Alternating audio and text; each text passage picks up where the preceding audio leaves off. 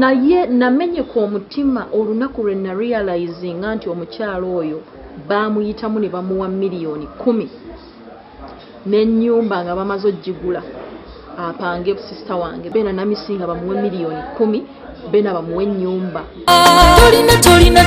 tolina kyoli bwe yafumbirwa Yasin still ne kifuuka war, a very big war. Eyanjagala genda ku mikolo gya sister wange kubanga teyalina reason nambulukufu lwaki sigenda ku mikolo gya sister wange.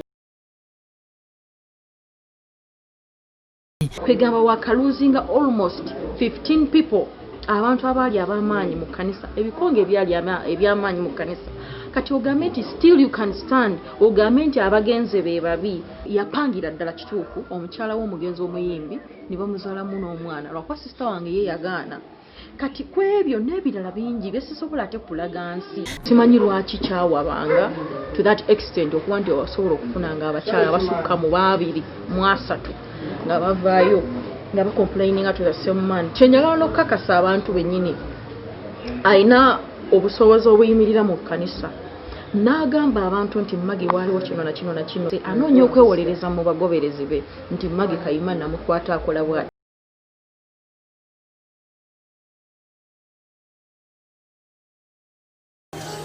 Ekisooka mu biseera ebyo we twabeera n'entalo nalina obusungu gyali naye bwe nagenda nga nkyetegereza lwaki namunyiigira kulw'ensonga nti yali alwanirira okuzzaawo omukwano gwe gwe yali asinga okwagala because he was my best friend ate nalaba nga ate twawukanye ekitegeera so kati ebyo byonna bye yakola nalaba nga agezaako okufightinga to have me back because he tried yagezaako so kati neŋŋamba sijja munyiigira omanyi buli muntu alina engeri gye yeeyisaamu singa muba mufunye obuzibu so that's why nesitula nengendayo gyali nga njagala tudde tukolagane ndi musanyufu nnyo nnyo nnyo kati soko tulagemu otunda otya ebintu sasa eno ya 15 watermelon akasanvu ennyanya obutungulu byonna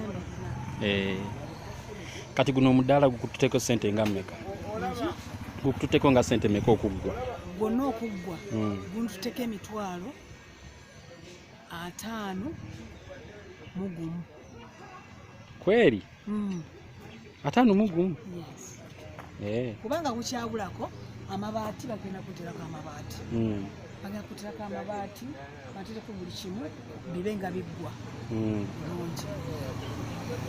Osuubira kwongerako ki ekyenjawulo ng'oggyeko bino byendaba? Ngenda kwongerako ebintu bingi nnyo nnyo, ngenda kwongerako bintu nga bikulaakulanye kubanga nange mwennyini mpulira nga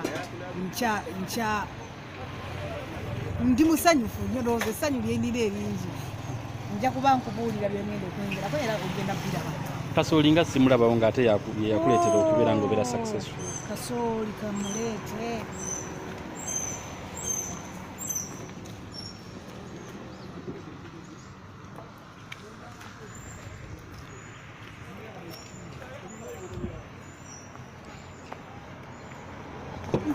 Wabula ngenda kubissa mu luyimba kuba sijja kunnyonnyola kimu ku kimu biggweyo.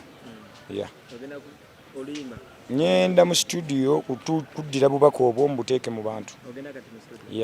Kubanga nkimanyira okuzika si kwa ssaawa eno. Ngenda mu studio kola obubaka obwo busobole okutuuka mu bantu. Abantu bategeere bulijjo bye batamanyi. Bategeere Yiga yaani. Ntegedde era nze Yiga mbadde ngamba bandi muziise nga muyimbi. Era kyandi tunyumidde nnyo n'abayimbi ndowooza ne wansi ne tumuteerayo gita kuba abadde musajja okuva ku Bakasozi Livingstone. Musajja amanyi ebivuga, amanyi okuwandika ennyimba, promotinze abayimbi, ayagaliza abayimbi. Otegedde kati nze mulabanga muyimbi. Era mbadde ne bwa pastor nga pastor naye nga nze mulabanga muyimbi.